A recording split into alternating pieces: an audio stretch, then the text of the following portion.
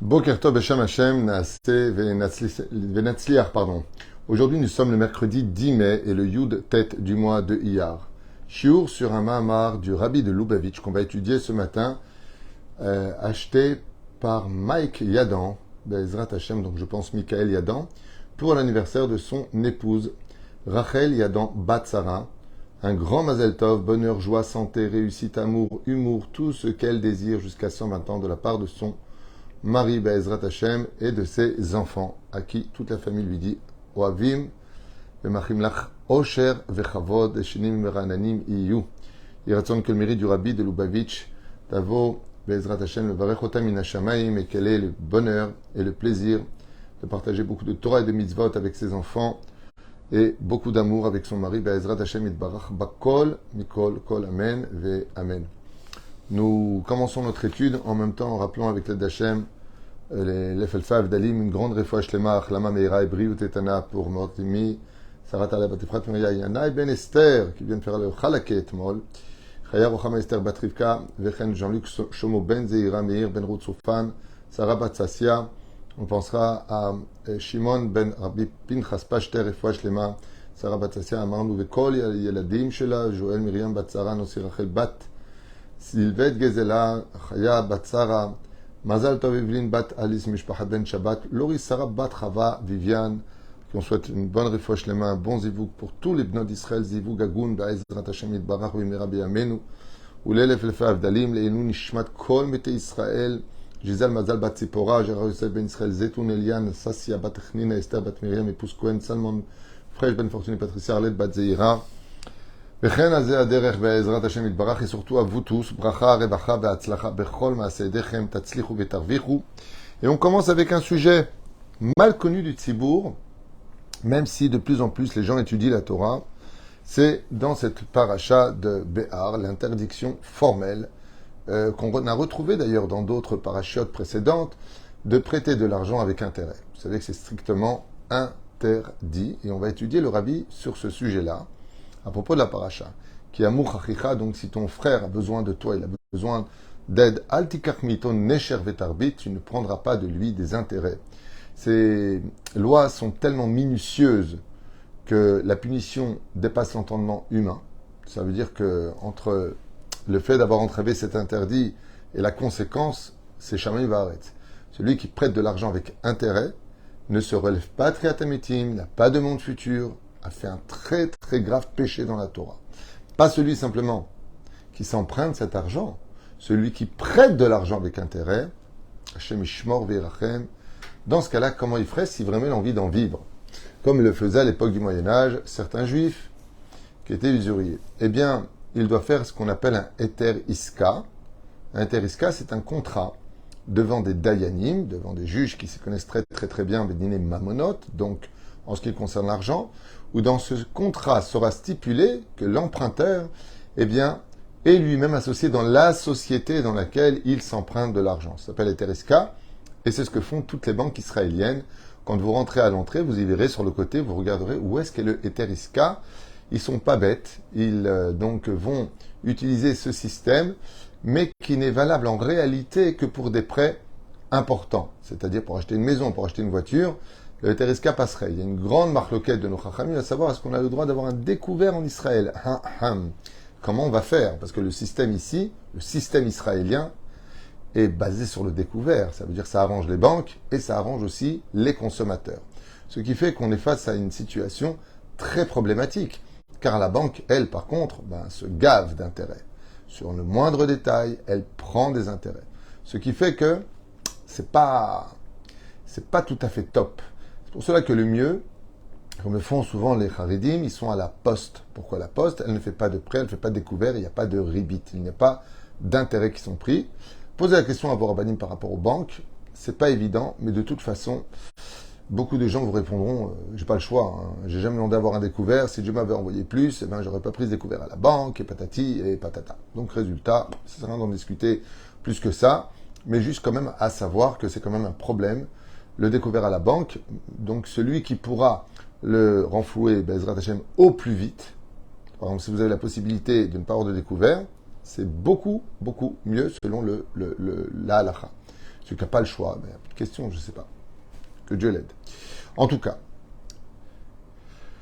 Parashat Hashavah Ma'azra Torah. Le rabbi nous dit combien la Torah nous met en garde dans cette paracha de l'interdiction formelle de prêter un autre juif avec intérêt. Imidubar al-lo Yehudi, c'est une mitzvah de le prêter avec intérêt. Mais si c'est Yehudi, assour.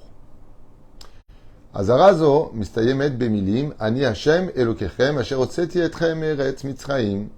Et ça finit avec la phrase tu ne prêteras pas de l'argent avec intérêt. Je suis l'Éternel ton Dieu qui t'a fait sortir du pays de l'Égypte pour être pour vous un Dieu. Masbirim Chazal. Donc quel rapport avec le fait de dire je t'ai sorti du pays d'Égypte, explique le Rabbi de Lubavitch, et de prêter avec intérêt, ce qui ferait de nous des Réchaïm. De prêter avec intérêt, c'est indigne de rachat, assour. Je le répète, aussi bien pour celui qui prête que pour celui qui s'emprunte. Les deux font un interdit. Mitoreret kanashela. Lama nifrar davka mimzat ribit. Alors, je vous dis la suite parce qu'elle est encore plus grande. C'est vraiment très intéressant ce que dit le Rabbi ici, particulièrement. Kol amekabel alav ol ribit. Tout celui qui prend sur lui de ne pas prêter de l'argent avec intérêt. Et pour vous dire à quel point le ribit est minutieux, qu'il y a même des poskim qui disent que quand tu t'empruntes de l'argent et que tu rends cet argent, de dire merci pour le savoir-vivre, par politesse, par minimum. Il y en a qui disent que même le merci, ça peut être considéré comme étant de l'intérêt. C'est-à-dire qu'on n'a même pas le droit, à la limite, de dire merci et de dire voici l'argent que tu m'as prêté, Sharkoach. Ce qu'est les mitzvot. C'est une mitzvah qui ne retire pas un intérêt. Chazal nous disent que, al-pi halacha, que de dire à une personne, par exemple, écoute, tu me prêtes de l'argent, ok, sans intérêt bien sûr, hein, et moi je t'inviterai à tel endroit. Il y en a qui disent que ça c'est du ribit. Pas simplement le ribit de donner plus, tu t'es emprunté 40 000, tu rends 50 000. Chaz v'shalom. Chaz v'shalom. Chen Bezrat Hashem, je connais des gens moi-même qui prêtent de l'argent avec beaucoup d'intérêt. Est-ce qu'ils ont le droit ou pas? Ils sont religieux. Réponse, oui, ils ont fait un eteriska. Ils ont fait, avec des dayanim, prescrit un contrat dans lequel tu t'empruntes, tu rends tant. Là où je vous mets tous en garde, pour ceux qui vivent en Israël, n'ayez jamais, jamais, jamais, et au grand jamais, à faire ce qu'on appelle le chouka fort. Ces maisons qui, soi-disant, vous accueillent avec grand sourire et qui sont reliées à des systèmes extrêmement dangereux avec des malabars derrière et qui vont vous prêter facilement 100 000 shekels, 50 000 shekels pour vous sortir du pétrin, mais vous allez rembourser beaucoup d'argent tous les mois avec intérêt, alors qu'ils n'ont même pas de hétériscal pour la plupart d'entre eux. Et le pire, c'est que en empruntant 40 000 shekels, vous pouvez très très rapidement vous retrouver à devoir 180 000 shekels et plus encore. Le chouka fort en Israël est considéré comme étant un prêt très dangereux, surtout s'il n'y a pas de héteriska. Alors non seulement c'est un problème, en plus c'est un double problème spirituel. Une parenthèse à retenir dans ce pays dans lequel je vis depuis plus de 38 ans aujourd'hui, chouka fort, ne pas y aller. Kol hamekabel alav ol ribit, donc le Rabbi ramène ce que disent nos chachamim dans la sifra à la pasouk, que tout celui qui s'efforcera de ne rien prêter avec intérêt, Bezrat Hashem, eh bien, kol hamekabel alav ol ribit, mekabel ol shamayim. Donc celui qui prend sur lui, il prendra sur lui le joug du ciel. Kol haporek mimenu ol ribit, porek mimenu ol shamayim. Il dit comme ça le rabbi, je n'ai pas compris. Pourquoi pour cette mitzvah-là, précisément, si tu prêtes avec intérêt, tu vas subir le joug du ciel. Si tu prêtes sans intérêt, tu ne vas pas subir le joug du ciel. Quel rapport? La main frère Dafka mitzvah de ribit, le samel, et kabbalat ol malchut shamaim. Quel rapport avec le fait de recevoir sur soi, avec cette mitzvah-là, le joug du ciel? Le man iti ached mitzvah acherot. Ad sheikimua o ikimua hem bitui le etzem akesher ben adam le boro. Écoutez bien ce que dit le Rabbi Lubavitch. Il dit que le rapport entre l'homme et Dieu se détermine entre le rapport entre l'homme et son prochain. Et donc, si tu prêtes avec intérêt chez l'autre, c'est que quelque part tu travailles obligatoirement Dieu avec intérêt. C'est pas les shem, shamaim. C'est ce qu'il veut dire. Maï be'etzem ribit. Qu'est-ce qu'on appelle, en fin de compte, l'intérêt, le ribit? Tamtsita chez la ribit i asiat revar bli maamatz. C'est tout simplement celui qui veut gagner de l'argent sans aucun effort en prêtant tout simplement de l'argent. Il n'a pas travaillé pour ça. Il a de l'argent de côté, il va te prêter 100 000, il va récupérer 120 000, il va prendre 20 000 shekels et il n'a pas fourni de travail. Donc n'oubliez pas ce qu'on a dit avant pour cette merveilleuse étude du Rabbi qui dit, c'est bizarre, il y a marqué dans la Torah, pour que les gens réalisent ce qu'on va comprendre maintenant, tu ne prêteras pas à ton prochain juif de l'argent avec intérêt, car je suis, moi, l'Éternel, ton Dieu, qui t'ai fait sortir du pays d'Égypte, où tu étais esclave, pour être votre Dieu. N'oubliez pas ce verset-là. Donc, Ma'amalo shel Adam acher, shel Adam alve kesef. Et donc, qu'est-ce qui se passe? L'autre, qui s'est emprunté de l'argent, toi, tu le prêtes, mais tu ne travailles pas. Tu lui prêtes cet argent. Chazak, tu as prêté 50 000 shekels. Tu vas récupérer 12 000 shekels de plus, par exemple. Chaz v'shalom. OK? Mais celui qui va te rembourser 12 000 shekels, il va faire beaucoup plus de travail. Il va travailler encore beaucoup plus pour te le rendre. Beaucoup plus de soucis. Shuv enze kaspo shelo. Et là, shel alva'a, ki malva'a chayav lo kesef. Ve'amalve, slicha. הלווה חייב לו כסף, והמלווה בריבית נהנה אפוא מכסף שאינו שלו. Et donc la personne qui va aller travailler pour rembourser cet argent, elle travaille pour nourrir sa famille, elle ne travaille pas pour l'autre. Elle se retrouve à aller travailler pour quelqu'un d'autre, et donc l'argent du ribit qu'il lui donne ne lui appartient pas. C'est du gezel. Pourquoi c'est du gezel? Parce que moi je t'ai emprunté 40 000 shekels à toi. Toi tu perds rien si je te rends 40 000 shekels. Tu as fait la mitzvah de prêter. Maintenant, si je vais travailler 10 000 shekels de plus, parce que c'est ce que tu demandes, à te les rembourser, je vais aller travailler. Mais cet argent que j'ai travaillé pour moi, j'ai pas travaillé pour toi. Et donc, tu viens me voler mon labeur pour mettre ça dans tes poches. Et ça, par contre, c'est du gezel, c'est du vol. Rak mikoch ha'avoda, she'avar haya shayach lo, en hadavar domé lemishkia ve'esek. Bien entendu, vous avez compris tout de suite quel rapport avec l'Égypte. Nous, quand on était en Égypte, on était esclaves de Pharaon. On a travaillé comme des chiens du matin au soir, du soir au matin. Mais qui a profité de tout ça? Pharaon. Pharaon était devenu riche, son pays était devenu prospère grâce à l'esclavage. Et l'esclave, il travaille pour qui? Pour tout le monde, sauf pour lui. Et c'est ce qu'il nous dit Dieu. Je suis l'Éternel, votre Dieu, qui vous a fait sortir de cette galère, de travailler pour les autres, de travailler, alors que cet argent, il devait être pour vous. Je ne parle pas de l'ouvrier, du patron. Hein. C'est des CFDT, des choses qui me sortent de moi. Pas du tout. Il ne faut pas être jaloux du patron. Quand je dis souvent, si tu es jaloux de ton patron, sois aussi jaloux des soucis qu'il a eu pour te payer le mois.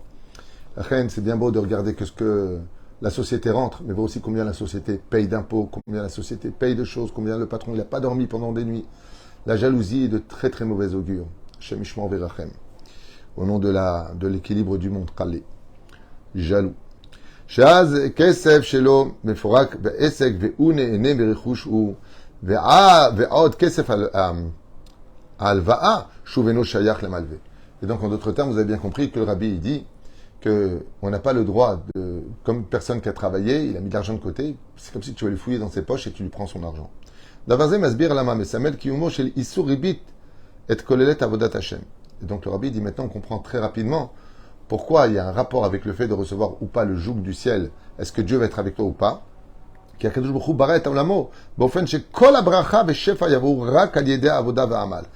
le Créateur du monde, depuis la faute originelle, a créé ce monde de telle façon à ce que la parnassa te vient à travers ton labeur. Il y a une mitzvah de gagner son pain avec l'effort à fournir. La ishtadlut, elle est obligée d'y être. C'est la condition du monde.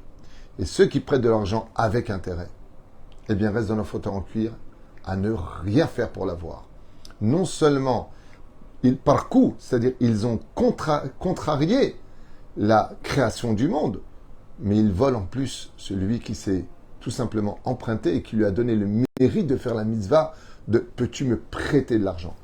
Une fois de plus, pour la millième fois dans mes shiurim, il y en a 5200, donc je peux dire millième fois.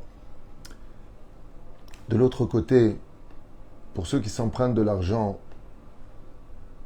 on sait venir pleurer, on sait trouver des arguments, on sait dire t'inquiète pas, fais-moi confiance, tu me connais. Et l'autre va prêter de l'argent. Alors il va te dire, quand est-ce que tu me le rembourses? T'inquiète pas, je dois recevoir de l'argent normalement, là, dans 3 semaines, 1 mois maximum, je t'ai remboursé. Le problème, c'est qu'il n'a pas dit de quelle année. Il a dit le mois de juillet, mais peut-être 2025, 2026. Lachem tidou lachem. Tout comme c'est un péché hors du commun de prêter avec intérêt. Et c'est du vol, comme on vient de le voir ici selon le Rabbi Lubavitch. De la même façon, de s'emprunter de l'argent et de ne pas le rendre en temps et en heure, c'est aussi du vol. C'est aussi du vol. Le pire, parce qu'il y a un pire, c'est que les gens, ils savent t'appeler 1000 fois pour te demander de l'argent, mais ils ne te répondent pas une seule fois pour te le rendre. Et ce que je trouve de plus abject quand tu prêtes de l'argent à quelqu'un, c'est que quand tu finis enfin, après tellement d'efforts pour récupérer ton argent, la sensation qu'il te donne, c'est qu'il te fait de la tzedaka. Il a juste oublié que cet argent, c'est le tien et qu'il te l'a juste prêté il y a juste tellement d'années que toi-même, tu en avais oublié. La reine Bezrat Hashem Barach, prenez les responsabilités de vos engagements. Si vous vous empruntez de l'argent à quelqu'un, ne lui volez pas une journée de remboursement. Et s'il y a eu un un truc imprévu, ça peut arriver. Ayez au moins l'amabilité, l'honnêteté, la droiture de prendre le téléphone et de prévenir et de redonner une date fixe sur laquelle cette fois, il n'y aura pas d'excuse. C'est comme ça, une parole d'homme. On ne peut pas dire, ouais, mais tu m'excuses, moi j'avais besoin, il fallait que je m'emprunte. Alors quoi, t'es parti lui voler sa confiance? Ah, qu'est-ce que tu veux que je fasse? J'ai pas. Eh ben, j'ai pas. Ça va, tu vas pas crever. Vous connaissez ce genre de phrase? Ça s'appelle, dans les Télim, pas moi, Racha lové ve'eno meshalem. Qu'est-ce qu'on appelle un rachat? C'est celui qui s'emprunte de l'argent et qui ne le rend pas. De l'autre côté, si vraiment, chas ve'shalom, il s'est passé quelque chose à laquelle personne ne s'attendait, et que la personne n'a vraiment pas de quoi rembourser, alors ce serait une mitzvah, dans ce cas-là, pour celui qui a prêté de l'argent, il pourrait même le faire passer dans son maaser dans ce cas-là. Il demanderait un rav, c'est mieux, mais sachez que dans le cas échéant, il n'aurait pas le droit d'insister pour recevoir son argent en mettant plus de la chatz. Il perdrait un peu de sa mitzvah si vraiment la personne est pauvre et que pas elle va en vacances et elle s'achète des choses, elle dit j'ai pas. On parle d'honnêteté. Vraiment, écoutez, je devais recevoir, la banque il va dire tout bloqué, je n'ai même pas payé mon loyer, donc je ne m'attendais pas à ça moi-même, sinon je n'aurais pas prêté cet argent. On parle de quelqu'un d'honnête. Et j'aimerais finir avec quelque chose dans ce domaine, personnellement.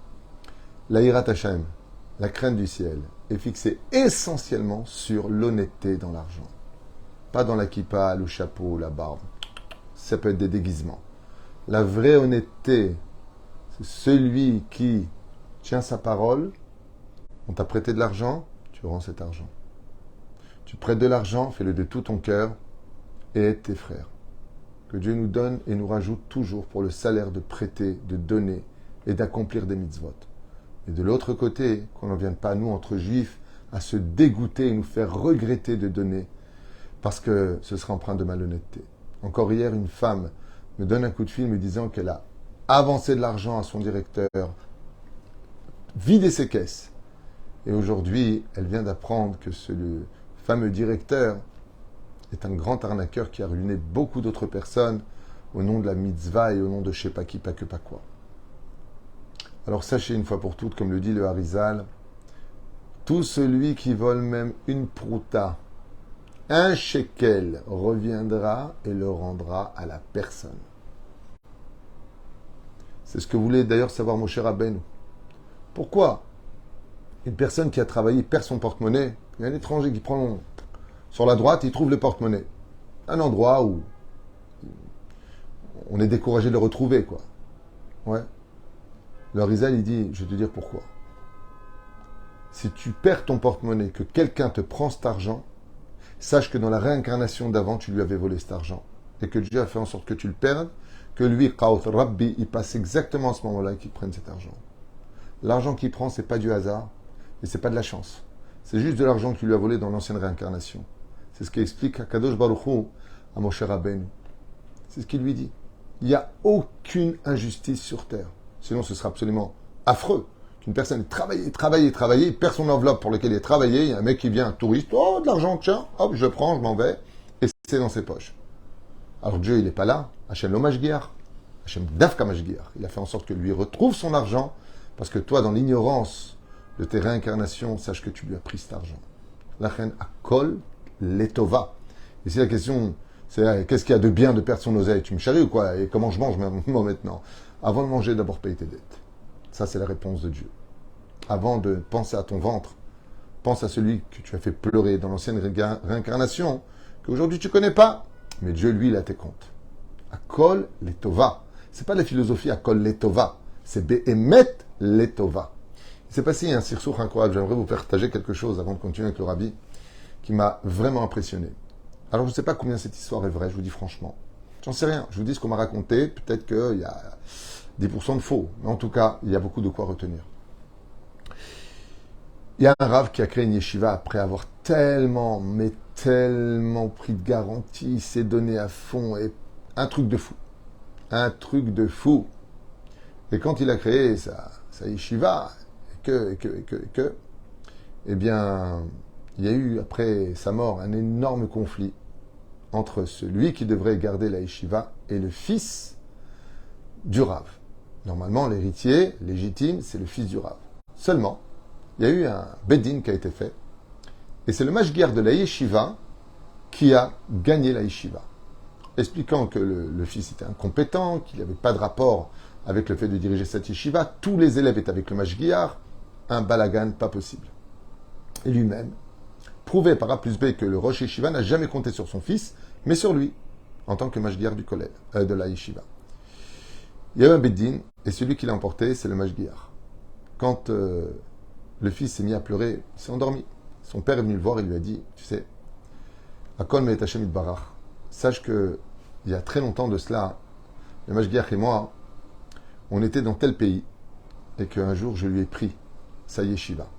J'ai fait un peu de moti shamra sur lui, je l'ai un petit peu, j'ai mis de côté, j'ai réussi à lui prendre sa yeshiva.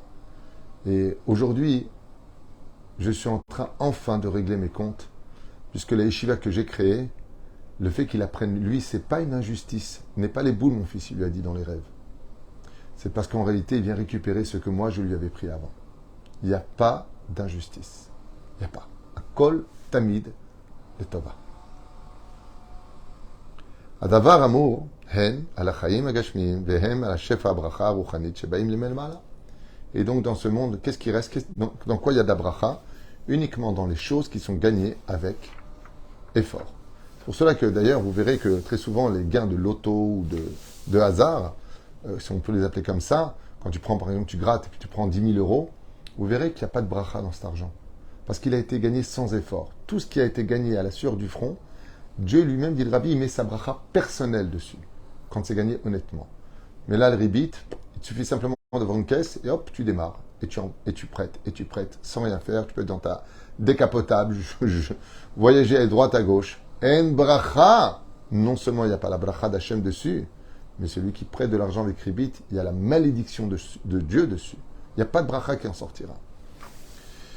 Tout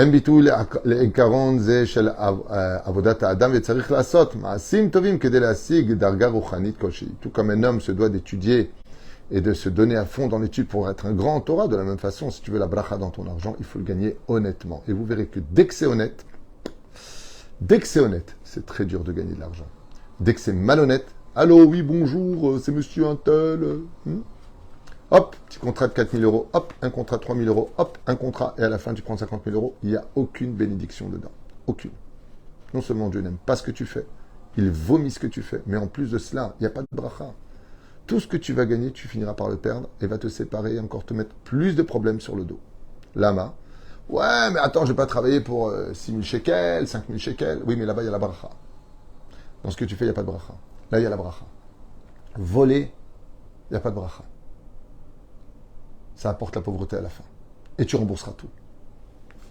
מדוע קבע הקדוש ברוך הוא עקרון זה? למה הקדוש ברוך הוא ברא התכלית הטוב ולהעניק ברכותיו ולבוראיו בלא שיצטרכו לעמוד על כך? התשובה היא שאדרבה. Et donc il dit la question, et pourquoi Dieu n'a pas mis la bracha dans le fait de gagner facilement son argent, que le salaire du Olam Haba? התשובה היא שאדרבה, à plus forte raison. דווקא בגלל שהוא תכלית הטוב. Il dit parce que c'est le but de ce monde. Ça fait partie du tikkun, de la réparation de chacun de nous, de peiner pour avoir sa parnassa. רוצה בטובתו האמיתית של האדם, וכך קבע שכל דבר יושב רק על ידי עבודה. Et c'est pour ça qu'Hachem, il a mis, même si tout est fixé de Tishré jusqu'à Tishré, dans toute l'année juive, le Parnassah est fixé du ciel, il faut que tu fournisses l'effort d'aller chercher cet argent qui t'attend depuis Rosh Hashanah jusqu'à Rosh Hashanah, par le biais de l'effort, va travailler, en d'autres termes. Je ne parle pas de celui qui est à Vrer, qui se donne à fond et qui est soutenu comme Zvouloun et Issachar. Que Dieu bénisse nos Avrechim. D'ailleurs, c'est aujourd'hui le jour de la paix, celui qui peut aider, celui qui a le mérite, celui qui peut t'avoir la bracha Bezrat Hashem. On le remercie du fond du cœur. Et il nous remerciera à 120 ans de voir combien Baruch Hashem chez nous, c'est 100% Torah. Mishum sherak davar she'adam agia elav be'amelo ve'giato, c'est adavar atov ve'aemet. Depuis la faute originelle, là où uniquement la personne va chercher son argent et vivre ce qu'il a, Bezrat Hashem, dans l'honnêteté, donc dans l'effort, là-bas il y aura la bracha. Tout argent qui vient facilement dans tes poches sans vraiment d'effort s'appelle le pain de la honte. Matanat Rinam. Je ne parle pas de celui maintenant qui a des appartements et qui les loue. Parce que pour avoir ces appartements, il a pris des risques, il a fait énormément de choses. Je ne parle pas de ça. C'est évident. Il y a des moments où on vit de ses rentes. Mal à saute.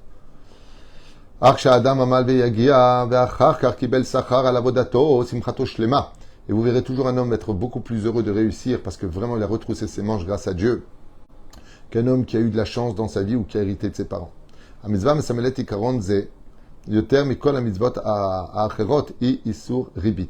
donc, quelle est la façon la plus simple de gagner de l'argent sans faire aucun effort? Eh bien, la reine des travaux des fainéants s'appelle celui qui vit du ribit, des intérêts, en prêtant juste de l'argent. Non seulement il n'y a pas de bracha dans ce métier, mais il y a une klala. Adam nizar beribit mebate kach et retzon Hashem. Et tout celui qui fera attention, Bezrat Hashem, comme je le dis d'ailleurs souvent, moins vous demanderez quand vous êtes dans la vie, mieux vous vivrez. Ça peut très souvent se retourner contre nous d'avoir eu le malheur, d'avoir eu besoin de quelqu'un. Moi, je t'ai aidé, et moi, et moi. Shekol davar yushav rak al yedei avoda ve'amal. L'omazot, achote, benotel, ribit, soter beitnaguto, et klal absissi. En d'autres termes, le rabbi, il dit, c'est pas compliqué. Celui qui prête avec intérêt ne donne même plus de signification à la création du monde. Kol kiyum haTorah v'mitzvot, ou y compris dans le monde de la Torah des mitzvot, c'est im efshar l'arviar bli amal ve'yagia mikaspo shel azulat. Le shema davash hakadosh baruch hu kiyum haTorah v'mitzvot. Et c'est pour ça que la Torah nous a été donnée avec le fait qu'il faut se lever la nuit pour l'étudier, il faut se lever à la synagogue, il faut faire des efforts, à plus forte raison. Et c'est pour ça qu'il se débarrasse des mitzvot, celui qui prête avec ribit. La dernière des choses qu'il pourra dire, en tout cas, c'est moi je suis religieux. Celui qui prête avec intérêt le mot je suis religieux, dit le rabbi, c'est pas du tout en rapport avec lui. Seul celui qui gagne son argent honnêtement, qui va suer un petit peu pour l'avoir, qui va faire les efforts nécessaires, tout comme la Torah, lui est un vrai serviteur de Dieu parce que Adam la amol yulad, t'es né pour ça. Et donc si tu prêtes intérêt, plus que ça encore, on a vu que les personnes qui vivaient de leur rente vieillissaient beaucoup plus vite en général, même moralement, à toujours aller à droite, à gauche et à droite. Qu'est-ce que vous dites, Erav, et de l'argent donné en recette, gagner du loto? Il n'y a aucun problème. On tarde de jouer à un loto, même le Rav Ovadia est revenu sur ça. Si tu gagnes le loto, pensez à nous. On a un binyan à construire, là, vraiment, dans très très très peu de semaines. Je pense qu'on va bientôt commencer même à creuser. Il n'y a pas de problème. Mais même si une personne gagne le loto, qu'elle n'aurait jamais fainéant, la fainéantise, le fait de ne rien faire, mène automatiquement à la faute. Dans tous les livres de Moussar, c'est marqué. Alors si une personne a gagné un loto, il n'y a pas de problème. Qu'elle aide les autres, qu'elle se donne aux autres, et si elle est vraiment très riche, qu'elle n'a pas besoin de travailler, eh bien qu'elle vienne aider dans une association de chesed, qu'elle fasse quelque chose, parce que si elle a les bras croisés, eh bien elle perd chaque seconde une mitzvah qu'elle aurait pu faire. On n'est pas venu pour ça.